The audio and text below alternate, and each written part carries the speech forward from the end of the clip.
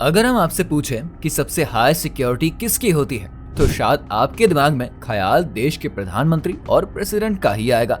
लेकिन आपको जानकर बेहद ही हैरानी हो जाएगी कि इससे भी कहीं ज्यादा सिक्योरिटी उस कॉन्वॉय की होती है, जिसके द्वारा न्यूक्लियर वेपन्स को एक जगह से दूसरी जगह पर पहुंचाया जाता है।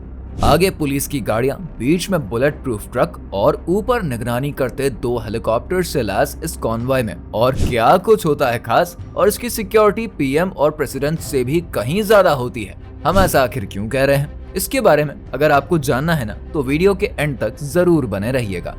न्यूक्लियर वेपन एक ऐसा हथियार है जिसके अटैक से सिर्फ कुछ ही सेकंड्स में ये धरती आग का गोला बन सकती है, और यही वजह है कि दुनिया का कोई भी देश न्यूक्लियर अटैक को अवॉइड ही करता है। लेकिन वो देश जिन्होंने इन न्यूक्लियर हथियारों का एक बड़ा जखीरा तैयार किया है, उन्हें समय समय पर इन हथियारों को मेंटेन करने का काम भी तो करना पड़ता है, जिसके लिए इन हथियारों को एक जगह से दूसरे जगह पर ले जाया जाता है। कोई भी देश इन न्यूक्लियर वेपन्स को एक जगह पर नहीं रखता है, क्योंकि अगर कोई इन पर अटैक भी करे या फिर किसी भी तरह से इनके न्यूक्लियर वेपन्स को डिस्ट्रॉय करे, तो बाकी जगहों पर रखे न्यूक्लियर वेपन्स इनके पास बच जाएंगे, जिससे ये काउंटर अटैक कर सकते हैं। बात करें अगर अमेरिका देश की, जो कि एक सुपर पावर कंट्री है, तो वो इन न्यूक्लियर वेपन्स को काफी हाई सिक्योरिटी में एक जगह से दूसरी जगह पर ट्रांसपोर्ट करता है। इस पूरी दुनिया में 12,515 न्यूक्लियर वेपन्स हैं, जिनमें से अमेरिका के पास इसकी कुल संख्या का लगभग 40% है। ऐसे में यूएसए के इन तमाम न्यूक्लियर वेपन्स की सिक्योरिटी और मेंटेनेंस के लिए federal agency national nuclear security administration यानी कि एनएसए है, जहां पर इन सिक्योरिटी वेपन्स को रखा जाता है। और वहां की सिक्योरिटी इतनी ज्यादा स्ट्रांग होती है कि परिंदा भी पर नहीं मार सकता है।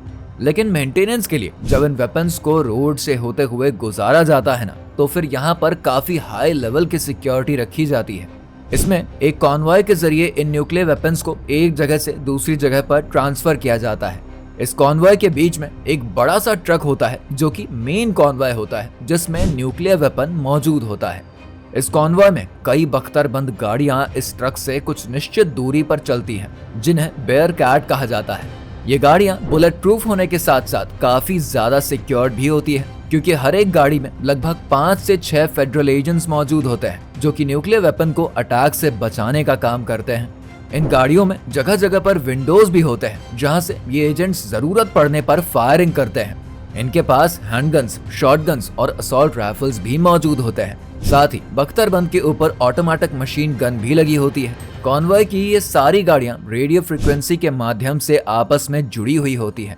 ये रेडियो कम्युनिकेशन 3 अलग अलग चैनलों पर होता है।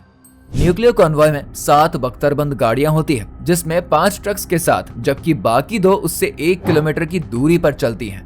ये पूरा कॉन्वॉय एक इमरजेंसी कंट्रोल सेंटर के साथ जुड़ा रहता है। इस कंट्रोल यूनिट का काम किसी भी इमरजेंसी सिचुएशन में कॉन्वॉय की लोकेशन ट्रैक करके उन्हें तुरंत इमरजेंसी हेल्प पहुंचाना होता है। ऐसी कंडीशन में ये कंट्रोल यूनिट जिस भी इमरजेंसी फोर्स को वहां पर भेजेगा, उन्हें खास कोडवर्ड के द्वारा कॉन्वॉय एजेंट्स के साथ डील करके दोनों कोडवर्ड्स मैच करवाकर आगे सिक्योरिटी देनी होती है। जिस ट्रक में न्यूक्लियर वेपन होता है वो भी खास कस्टमाइज्ड होता है, जिन पर ना ड्रिल मशीन काम करती है और ना ही कोई गोली। इसका ड्राइवर सेक्शन भी पूरी तरीके से बुलेट प्रूफ ही रहता है। साथ ही उसका दरवाजा किसी भी हालत में सिर्फ अंदर से ही खुलता है।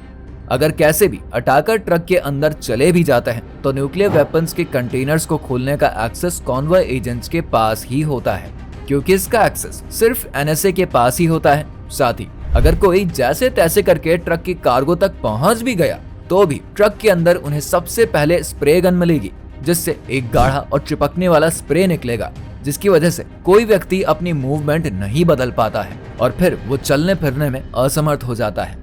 लेकिन अगर कोई इससे भी बच जाता है, तो उसे आगे कंटेनर में इलेक्ट्रिक शॉक के तेज झटके लगते हैं। इसके साथ ही इस पूरे कॉन्वॉय को 2 हेलीकॉप्टर्स की मदद से भी मॉनिटर किया जाता है, जिनमें बैकअप फोर्स मौजूद रहती है, जो कि पूरे सफर में इनके साथ ही चलती है।